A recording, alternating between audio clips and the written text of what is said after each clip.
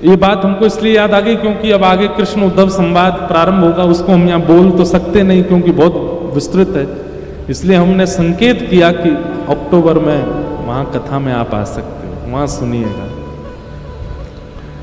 तो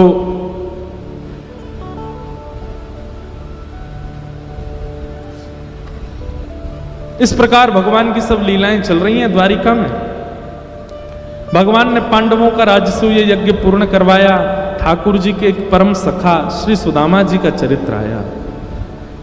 कृष्णस्यासीत् सखा कश्चित् ब्राह्मणो ब्रह्मवित्तमः विरक्त इंद्रियार्थेषु प्रशांतात्मा जितेंद्रिय। भगवान के एक सखा हैं जिनका नाम है सुदामा। ठाकुर जी के 3 ही सखा हैं, उद्धव, अर्जुन और सुदामा। आप कहेंगे मधुमंगल, श्रीदामा, तनसुखा, मनसुखा, ये कौन है? फिर बोलिए ये तो प्राण है ठाकुर जी के, ये सखा नहीं है। सखा 3 ही है। इससे क्या समझ में आता है? जितने कम सखा बनाओगे उतने खुश। कई बालकों को हमने देखा, उनकी इतनी तगड़ी फ्रेंड्स होते हैं, इतने ज्यादा फ्रेंड्स होते हैं, ये अच्छा नहीं। बहुत संख्या में मित्रता होना इस बात का प्रतीक है कि कहीं ना कहीं विषय आपकी मित्रता में जुड़ा हुआ है। विषय की प्राप्ति के लिए इतने मित्र हैं। मित्र कम ही होने चाहिए। हम तो कहते हैं संबंध बहुत कम होने चाहिए संसार में। ज्यादा लोगों से संबंध मत बनाइए। जितने ज्यादा आप संबंध व्यवस्थित करते हो, जितने ज्यादा आपके कॉन्टेक्ट्स होंगे, उतने टेंशन में रहोगे आप। जिसका फोन सबसे ज्यादा बजता है, बार बार आता है, वो बहुत टेंशन में रहता है। जिसके फोन 2-4 कॉल आते दिन में, बहुत प्रसन्न रहता है वो। ठाकुर जी के 3 ही सखा हैं, इसलिए सखा ज्यादा नहीं। और सखा किसको कहते हैं? सह खादती सह खेलती, जो संग ही खावे, संग ही खेले, संग ही रहे, संग ही सोवे, हर क्रिया में आपके संग रहे। आप धनवान हो तो भी संग है, आपके पास कुछ नहीं है तो भी संग है, कभी आपका संग ना छोड़ता हो, उसको सखा कहते हैं। भगवान ने 3 ही सखा बनाए। ठाकुर जी के सखा बनने के लिए किन किन गुणों की आवश्यकता है, बहुत ध्यान से सुनिएगा। सबसे पहला, विरक्त इंद्रिय, इंद्रियों से विरक्ति, इंद्रियों के प्रति आसक्ति ना हो।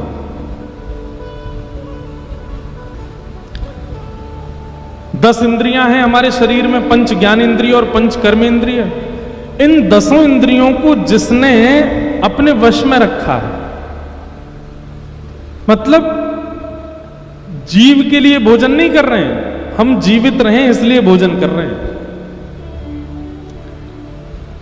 नेत्रों के लिए नहीं देख रहे हैं किसी को कि इनको अच्छा लगे उसको देखें, जिनकी आवश्यकता है उन्हीं को देखते हैं। कानों को प्रिय लगे, हाथों को प्रिय लगे, त्वचा को प्रिय लगे, ऐसी वस्तुओं का सेवन नहीं। इन सब में कृष्ण विराजमान हो ऐसी वस्तुओं का सेवन, या ज्ञान विराजमान हो ऐसी वस्तुओं का उपभोगन, वो ठाकुर जी को प्रिय है। एक बात याद रखिएगा, बहुत चटोरे यदि हम हैं, चटोरे समझते हैं, तो ठाकुर जी से कहीं ना कहीं दूरी बनी रहेगी।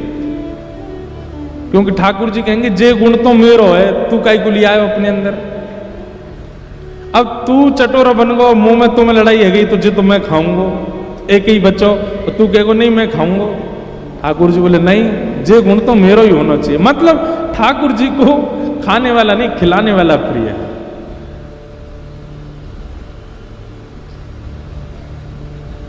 सीधी बात, अपनी इंद्रियों से जो विरक्त है, ज्यादा इंद्रिय इच्छाओं के पीछे व्यथित नहीं रहता है, ठाकुर जी को वो प्रिय है। विरक्त इंद्रियार्थेषु। दूसरा है प्रशांत आत्मा, जो बहुत धैर्यवान है। ये लक्षण देखते हैं ठाकुर जी, और ये लक्षण जिसमें दिख जाते हैं उसको सखा बना लेते हैं ठाकुर जी। बहुत धैर्यवान, पेशेंस, बहुत सहता है, चाहे जैसी स्थिति आ जाए, लेकिन अपने धैर्य के बांध को टूटने नहीं देता। बहुत सह लेता है, ठाकुर जी को वो प्रिय है, ठाकुर जी उसको अपना सखा बना लेते हैं।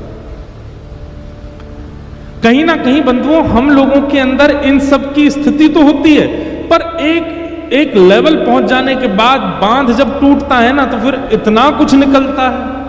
जैसे कई लोग पेशेंस रखते हैं, सहन कर लेते हैं, पिताजी ने कुछ कह दिया सहन कर लिया, माँ ने कुछ कह दिया सहन कर लिया, मित्रों ने कुछ कह दिया सहन कर लिया, लेकिन जिस दिन उनकी सहनशीलता का बांध टूटता है वो किसी को नहीं छोड़ते, फिर पिताजी से लेकर के पत्नी तक सबको सुना देते हैं, तुमने ये कहा था, तुमने भीतर ही घुसे रखे। सहनशीलता का मतलब क्या हुआ कि सहा भी, और जिसको सहा वो भूल भी गया कि मैंने सहा क्या था। कई लोग होते हैं सहते हैं और उसको इकट्ठा करके और रखते हैं, यहां मैंने सहा था, वो ठाकुर जी को प्रिय नहीं। प्रशांत आत्मा भूल जाए, उसका सहना एहसान नहीं है, उसका सहना गुण बन जाए। कई लोग इसलिए सहते हैं कि उनका एहसान कर रहे हैं हमारे ऊपर, और कई लोग ऐसे होते हैं वो कैसे स्वभाव के, कर ले तू कर ले, सह रहा हूं मैं, बस एक दिन मेरा बांध टूटेगा, तू कर ले, तेरी जहां तक इच्छा हो कर ले, मैं कुछ नहीं कहूं, हिलूंगा भी नहीं अपनी जगह से। बोलते जाएंगे और वहीं वहीं हिलते जाएंगे, कर ले तू और कर ले, ये भी कर ले, ये भी कर ले, ये भी कर ले तू। ये सहनशील व्यक्ति का लक्षण नहीं है। सहनशील तो उसको मानिए जो सहता है अपने स्वभाव से, और फिर सह करके भूल भी जाता है कि मैंने सहा था, गिनाता नहीं। प्रशांत आत्मा, ठाकुर जी को वो प्रिय है। आप लोग कहेंगे ये लक्षण कहीं ना कहीं संसार में, हम लोग इतने चतुर लोग संसार में रहते हैं, कहीं ना कहीं लोग हमारा दुरुपयोग नहीं करेंगे।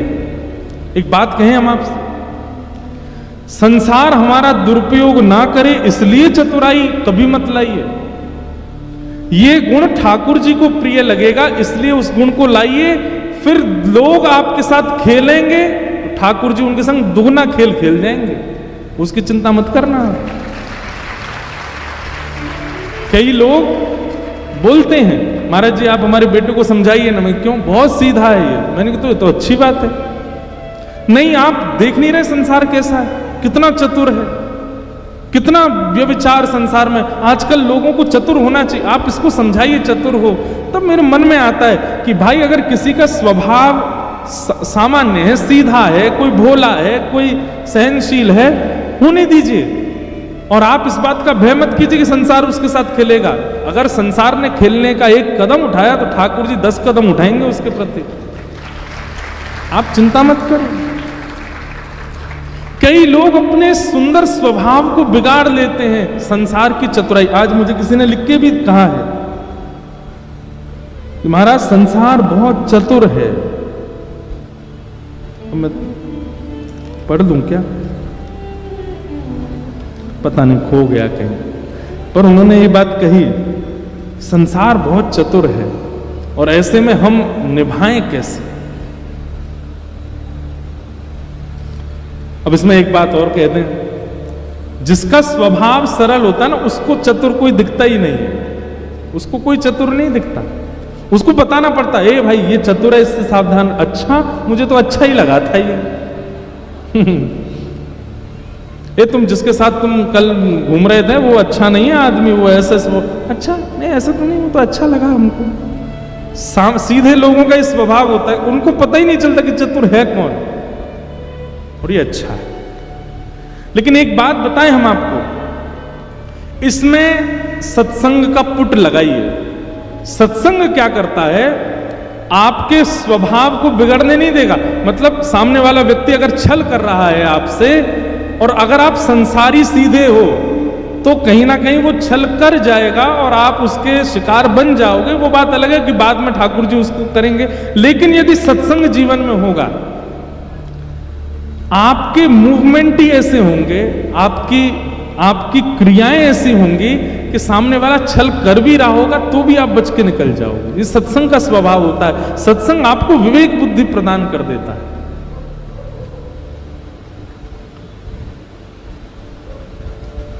संसारी सीधे यदि आप हो तो उसके चपेटे में आ सकते हो, वो बात अलग है कि उसको बाद में फल मिलेगा।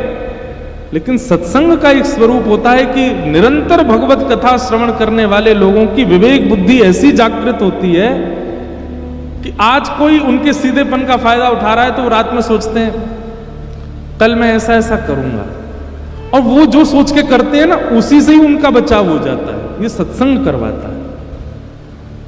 इसलिए किसी का अगर स्वभाव सौम्य है, किसी का स्वभाव सीधा है, किसी का स्वभाव क्रोध करने का नहीं है, किसी के स्वभाव में ये सारे गुण दिखते हैं आपको, उसको ये मत समझाइए कि तू चतुर बन, उसको ये कहो भाई तू बहुत सीधा है, तू सत्संग किया कर। क्यों?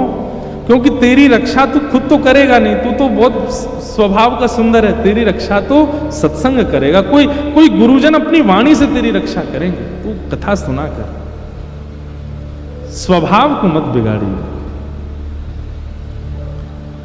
कई बालक मिलते भी हैं, महाराज जी पहले मैं ऐसे नहीं करता था, पहले मैं व्यसन नहीं करता था, पहले मैं ये सब गलत काम, मेरे साथ एक घटना ऐसी घटी, उसने मुझको इस स्थिति में डाल दिया। ये गलत है। घटनाओं से आप अपना स्वभाव बदल देते हो। बहुत सहेलियां मैंने, अब नहीं सहूंगा, अब मैं भी चतुर बनूंगा, ये सब नहीं, ये वैष्णव नहीं करता। वैष्णव तो एक रस रहता है, प्रशांत आत्मा। यहां पर आत्मा शब्द का प्रयोग करते हुए कहा कि उसके चित्त में बुद्धि में सरलता नहीं होती है, उसकी आत्मा सरल हो जाती है। और जिसकी आत्मा सरल है वो व्यवहार नाटक भी नहीं कर पाएगा, वो चतुराई का, और वो ठाकुर जी को प्रिय है। अगर किसी के अंदर भोलापन, अब देखो बच्चों को कहते हैं, ये बच्चे जो हैं कौन है? भगवान का अवतार है। क्यों? सरल है, सीधे, सहज है, मृदुल है, मधुर है। उनकी सरलता को नष्ट कौन करता है? बुरा मत मानिएगा, बुआ, फूफा, चाची, चाचा, बहन, भैया, माता पिता, ये नष्ट करते हैं। सामने वाली आंटी के पास मत जाया कर, वो ऐसी है। बालक के अंदर भर दिया जाता है 3 वर्ष की आयु में कि वो ऐसी है। उसको नहीं पता था कि ये दुर्गुण होता है, हमने सिखा दिया उसको।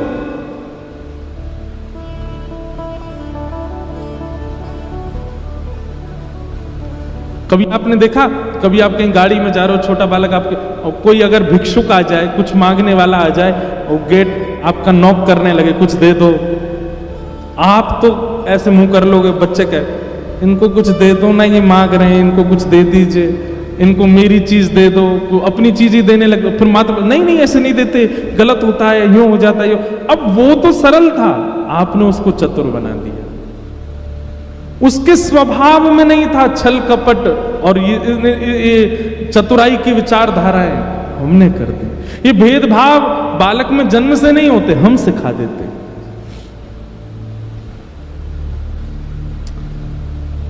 जैसा एक बाल स्वभाव होता है वैसा एक बड़े का स्वभाव हो जाए तो ठाकुर जी बड़े प्रसन्न हो जाते हैं। ठाकुर जी को बहुत अच्छा लगता है। सहज रहिए, सरल रहिए, प्रशांत आत्मा। और तीसरा बताया जितेंद्रिय। भगवान के सखा का तीसरा लक्षण होना चाहिए जितेंद्रिय। जितेंद्रिय का मतलब वैसे तो इंद्रियों को जीतना होता है, परंतु हम इसका एक अर्थ, क्योंकि यहां पर विरक्त इंद्रिय भी कहा गया है, तो इसका हम अर्थ ऐसा लगाएंगे कि जो अपनी इंद्रियों को केवल भगवत प्रसाद देता है और कुछ नहीं देता। नेत्रों का देखने का मन है क्या सुंदरता, तो चले गए वृंदावन, राधा रमण जी को देख लिया, यही सुंदर है। कानों को सुनने का मन है तो आ गए कथा में, कथा सुन ली, यही कीर्तन सुन लिया, यही भजन सुन लिया, इससे ऊपर कुछ नहीं है। जीव को कुछ चखने का मन है तो पहुंच गए आश्रम में, जाके भंडारा पा लिया, ठाकुर जी का प्रसाद ले लिया, इससे बढ़िया कुछ नहीं है। नाथ द्वार चले जाओ, वहां का प्रसाद पा लिया, द्वारिकाधीश का प्रसाद पा लिया। मतलब भगवत संबंधी वस्तुओं को ही अपनी इंद्रियों को देना। जैसे कई लोग होते हैं वो ब्रांडेड चीज ही देते हैं अपने शरीर को, सिक से लेके नख तक कोई भी ऐसी चीज नहीं आनी चाहिए हमारे शरीर पर जो जिसमें कोई ब्रांड का टैग ना हो। और फिर ऐसे लोगों को बहुत वो माना जाता है आजकल, इन्फ्लुएंसर, ओ भाई ऐसे परफ्यूम लगाता है, ऐसे कपड़े पहनता है, ऐसे टी शर्ट पहनता है, ऐसे वैष्णव भी बन जाएं। वो सिख से नख तक एक भी सामग्री ऐसी प्रयोग ना करें जो भगवत संबंधी ना हो, सब भगवत संबंधी वस्तुओं का सेवन। जल भी भगवत प्रसाद, अन्न भी भगवत प्रसाद, वस्त्र भी भगवत प्रसाद, तिलक भी भगवत प्रसाद, सब कुछ भगवत प्रसाद। जितेंद्रिय, ये 3 लक्षण जिसमें है उसको ठाकुर जी अपना सखा मान लेते हैं, ठाकुर जी अपना सखा बना लेते हैं।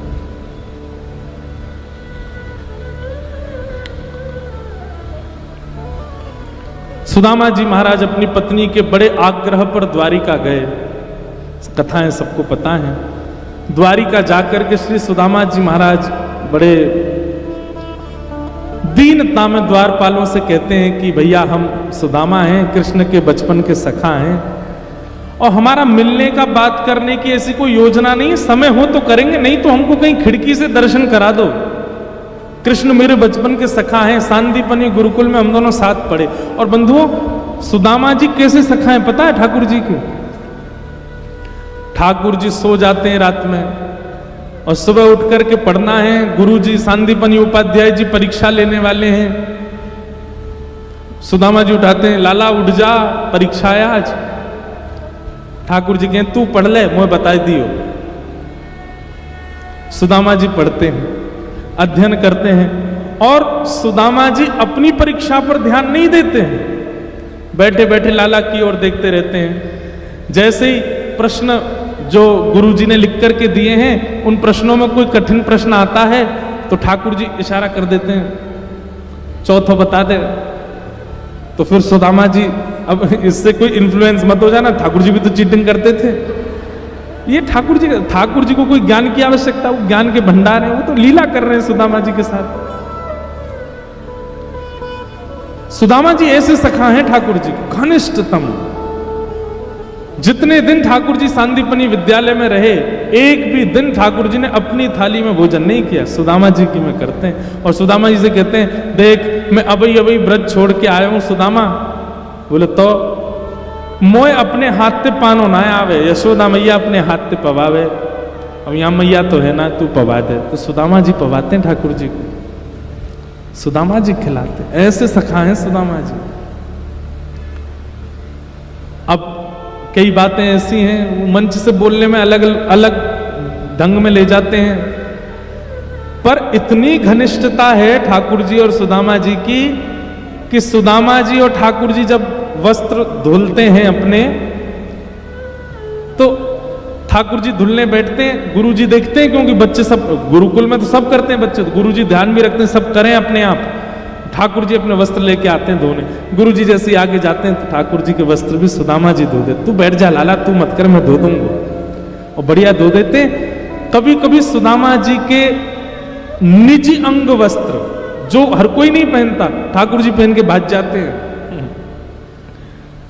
सुदामा जी कहते हैं, लाला जी अच्छी बात ना है, वो निजी वस्त्र है, वो भीतर को वस्त्र है, वो तो सबको धारण ना करना चाहिए। ठाकुर जी, अरे तू तो मेरा सखा है, तो हम दोनों तो पहन सके। ऐसे सखा है सुदामा जी, ऐसे सखा श्री सुदामा जी महाराज। और द्वार पर आकर के एक बार भी किसी को ये नहीं बोल रहे हैं कि मैं इतना घनिष्ठ हूं, मेरी कहीं दीन दशा देख करके कोई कृष्ण पर प्रश्न ना उठा ले कि इतने घनिष्ठ सखा हो तो तुम्हारी ये स्थिति क्यों है। कहीं मेरी अवस्था, मेरे वस्त्रों को देख करके मुझ पर तो दया आएगी, लेकिन एक प्रश्न भी तो उठेगा, इतने घनिष्ठ हो श्री कृष्ण के और तुम्हारे ऊपर ये इतनी दया भी नहीं करी ठाकुर जी ने। इसलिए सुदामा जी किसी को नहीं बताते, बस इतना कहते हैं हम दोनों सखा। आजकल के लोग, पड़ोसी के यहां चाय पी के चला गया प्रधानमंत्री, अपना ढिंडोरा पीटते। हमारे यहीं तो आए थे, यहीं पे ही बैठे थे, हमारे द्वार पे बैठ के गए, मैंने ही मठरी दी थी उनको जबरदस्ती। हम लोग बड़े संबंधों के प्रचार करने में दुगना तिगुना करके बोलते हैं, और एक सुदामा जी हैं जिन्होंने अपनी पत्नी को वर्षों तक नहीं बताया कि श्री कृष्ण मेरे सखा हैं। भैया एक बात कहें,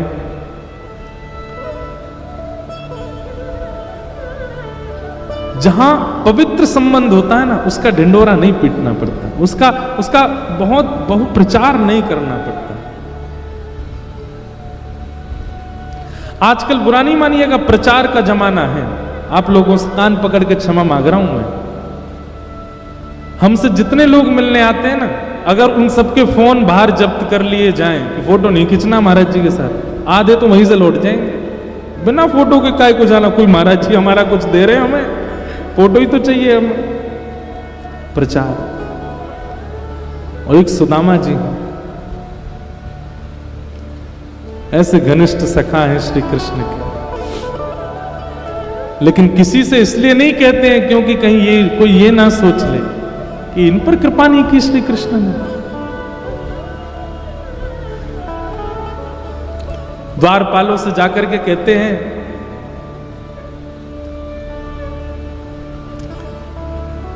मेरे सखा हैं बचपन के श्री कृष्ण, हम दोनों सांदीपनी गुरुकुल में पढ़े थे साथ में। तो द्वारपाल थोड़े से व्यंग में हंस जाते, अच्छा हाँ आपके संगी पढ़े होंगे ठाकुर जी।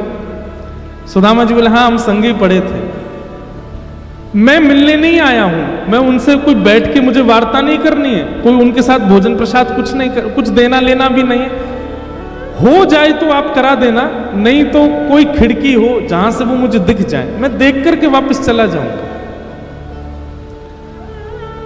कहीं कहीं कहते हैं द्वारपालों ने धक्का दे दिया, द्वारपालों ने भगा दिया, ऐसा नहीं हुआ। भगवान के द्वारपाल है, वो ऐसा नहीं कर सकते। द्वारपालों ने सुदामा जी को बैठाया, पर द्वारपालों को यह विश्वास नहीं था कि ये ठाकुर जी का सखा है। द्वारपाल बोले आप बैठिए, हम देखते हैं कुछ योजना। द्वारपाल भीतर गए, ठाकुर जी प्रसाद पा रहे थे, तो सुदामा जी के सहित कई नगरों के राजा भी आए हुए हैं। द्वारपालों ने जाकर के कहा फलाने देश के राजा आए हैं। भगवान बोले अभी बैठाओ। वहां के राजा आए, उनको कहो 2 दिन रुकें। वहां के राजा आए, ऐसे करके सब बता रहे थे। वहां के महंत आए, वहां के पुरोहित आए, आदि आदि सबका बताते हुए, ठाकुर जी हम भूल गए बताना, एक ब्राह्मण और आया है। अच्छा कौन है? अपने आप को आपके बचपन का सखा बता रहे हैं, ऐसा कह रहे हैं कि आपके संग विद्यालय में पढ़े सांदीपनी गुरुकुल में। लेकिन ठाकुर जी तन की स्थिति तो बहुत दयनीय है उनकी। उनके वस्त्र ना जाने कितनी जगह से तो रफू हुए हैं, और तन पे हड्डी इतनी है कि उंगलियों पर गिन लिया जाए। बीच बीच में प्रशंसा भी करते हैं, लेकिन इन सब के बावजूद भी ललाट पर तेज तो बहुत है उस ब्राह्मण के। ऐसा लगता है कि त्रिकाल संध्या करता होगा। बहुत दूर से चल के आया, पैरों में छाले पड़ गए हैं, और कह रहे हैं कि हमें मिलने का ऐसा कोई मन नहीं है। ठाकुर जी अगर अवकाश देंगे तो मिलेंगे, नहीं तो कहीं खिड़की से आपको देख करके जाने को राजी हैं। उन्होंने अपना नाम सुदामा बताया। सुदामा नाम सुनते ही ठाकुर जी स्तब्ध हो गए, और ठाकुर जी को वो बात चुभ गई कि पहले राजाओं का परिचय दिया गया, पहले सबके बारे में बताया गया, सबके इतना महिमा मंडन किया गया, और श्री सुदामा जी का नाम अंत में वो भी भूल गया था, याद आई तो बताने लगा। इस प्रकार से परिचय दे रहा है। ये क्या जानता है कि सुदामा मेरे लिए कौन है? भगवान बोले सुदामा आया द्वार पर। जी भगवान, और तुम उनको वहीं छोड़ के आ गए हो? प्रभु आप प्रसाद पा रहे थे। इतना तो ठाकुर जी ने सुना ही नहीं है। थाली सामने रखी है, साक्षात लक्ष्मी परांबा जगदम्बा रुक्मणी सामने भोजन हाथ में रोटी परोसने को खड़ी हैं। सब बड़े बड़े ऋषि महा सब वेद ध्वनि कर रहे हैं, ठाकुर जी प्रसाद पा रहे हैं, और बीच प्रसाद में ठाकुर जी अपनी चौकी से कूद पड़े। चाहते तो दंड देते, विलंब चाहते तो दंड देते, समझाते, बात करते, लेकिन ठाकुर जी को इतना सब्र कहां? सुदामा बाहर खड़ा है, नेत्रों से अश्रुधार गिर रहे हैं, दौड़ रहे हैं ठाकुर जी। मुकुट कहीं गिरा, जैसे कोई बेसुध हो जाता हो, जैसे किसी को अपने तन की सुध ना रहती हो। इस अवस्था में ठाकुर जी आ गए, दौड़ पड़े द्वार पर। मेरा मित्र सुदामा आया है, मेरा सखा है। आज वर्षों बाद सुदामा को देखने जा रहे हैं। 7 देहरियां हैं ठाकुर जी के भवन में। हर देरी पर बड़े बड़े राजा, बड़े बड़े सैनिक, बड़े बड़े गाजे बाजे बजाने वाले खड़े रहते हैं ठाकुर जी के स्वागत सम्मान में। आज सब ठाकुर जी को देख रहे हैं और ठाकुर जी की इस आतुरता को देख के सब पीछे दौड़ रहे हैं। ऐसा कौन आ गया जिसके लिए ठाकुर जी दौड़े चले जा रहे हैं? मुख्य द्वार पर पतले दुबले से सुदामा जी कोने में खड़े हैं। ठाकुर जी को दौड़ता आके देख, 2-3 लोगों ने तो कोहनी मार के सुदामा जी को पीछे कर दिया, पीछे हटो, ठाकुर जी आ रहे हैं। और सुदामा जी दौड़े दौड़े आए और मुख्य द्वार पर आकर के मानो जैसे आर्तनाद में, करुण पुकार में ठाकुर जी मेरा सुदामा कहां है? उस भरी सभा में भीड़ लगी थी द्वार पर, तभी ठाकुर जी देखते हैं कोने में सुदामा जी के सजल नेत्र खड़े। ठाकुर जी ने अंक से भर लिया, मेरे सुदामा आ गए हो, मेरो सुदामा आ गए हो, मेरो सखा आ गए हो। बार बार सुदामा जी के मुखमंडल को देखते हैं, फिर से अपने हृदय से लगा लेते हैं, फिर उनके मुख को देखते हैं, फिर हृदय से लगाते हैं। और सुदामा जी को संकोच हो रहा है।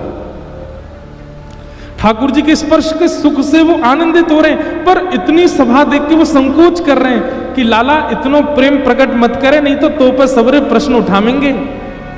इतना इतना प्रिय सखा और ये दशा में।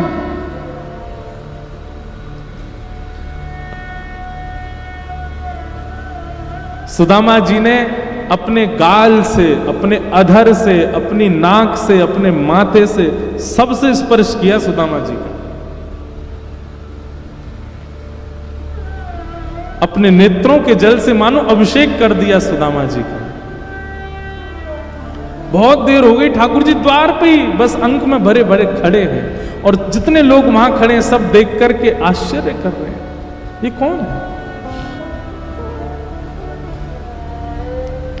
भगवान बोले, बड़े दिन में आए सुदामा। अरे देखो द्वारिकावासियों, ये मेरा सखा सुदामा, मेरा प्राण सुदामा है।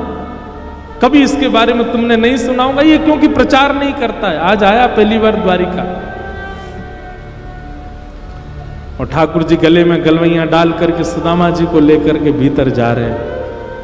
और बीच बीच में चलते चलते ठाकुर जी को जाने क्या होता है, रोकते, फिर सुदामा को अंक से भर लेते हैं। तुझे इतने दिन में याद आई मेरी, इतने दिन बाद आया तू। मानो आज ठाकुर जी अपना राजकीय स्वरूप भूल गए हों। सुदामा जी को लेकर के अपनी स्वधर्मा सभा में पहुंचे, जहां ब्रह्मादि देवता भी आते हैं, और किसी आसन पर नहीं, किसी सामान्य कुर्सी पर नहीं, किसी सामान्य चौकी पर नहीं, द्वारिका के राज सिंहासन पर ले जाकर के सुदामा जी को बैठा दिया। बैठे हुए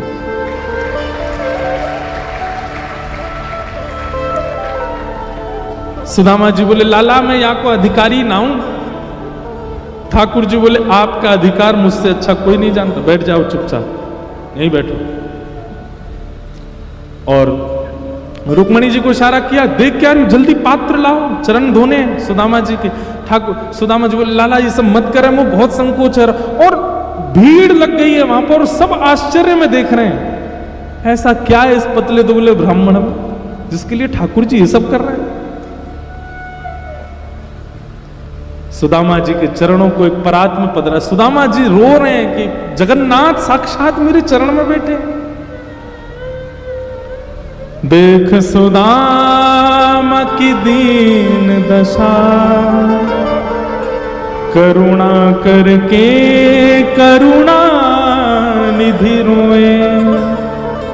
पानी परात को हाथ छुयो नहीं, नैनन के जल सो पग धोए। सुदामा जी के नेत्रों से अश्रुजल प्रवाहित होने लगा, लेकिन ठाकुर जी के नेत्रों से प्रवाह इतना तीव्र था कि जल लिए रुक्मणी जी खड़ी रह गई और ठाकुर जी ने अपने अश्रु जल से सुदामा जी के चरण धो दिए। चरणों की स्थिति देखकर के ठाकुर जी इतनी पीड़ा में आ गए। अपने शीश से सुदामा जी के चरण लगाए और जितना जल एकत्रित हुआ उसको एक पात्र में भर करके ठाकुर जी ने 3 घूंट तो ठाकुर जी ने धारण किए। सुदामा जी रोकने, लाला जी सब मत करे, मैंने पाम भी ना धोए, मैं कितनों दूर से चल के आया हूं। अरे लाला माँ मैं देख रक्त निकल रहा है, मेरी एड़ी फट गई है, ये सब मत करे लाला। ठाकुर जी कह रहे चुपचाप बैठे रहो, कुछ मत बोलो। ठाकुर जी उसको पान कर रहे हैं।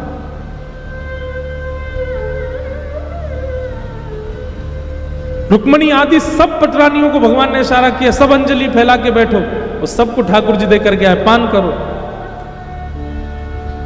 अपने महामंत्री को आज्ञा कर दी, ये बचा हुआ जितना जल है इसको पूरी द्वारिका में छिड़काव करो, एक कोना भी रहना नहीं चाहिए, मेरी द्वारिका आज पवित्र हो जाएगी सुदामा जी के चरण दल से।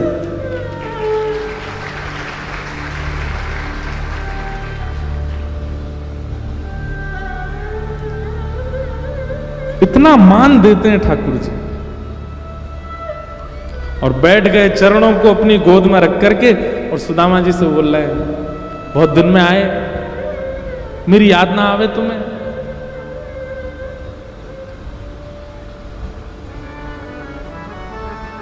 सुदामा जी आपको ब्याह है गो? ठाकुर जी पूछ रहे हैं। सुदामा जी बोले हाँ लाला है गो। अच्छा मुझे ना बुलाओ ब्याह में?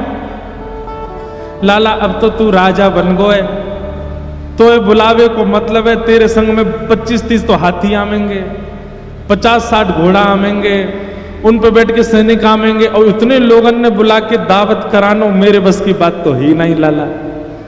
हमारे ब्याह में तो हम दुल्हा दुल्हन ही भूखे रह गए, भोजन की व्यवस्था ही नहीं, ऐसा तो ब्याह है तो कैसे बुला? तो लाला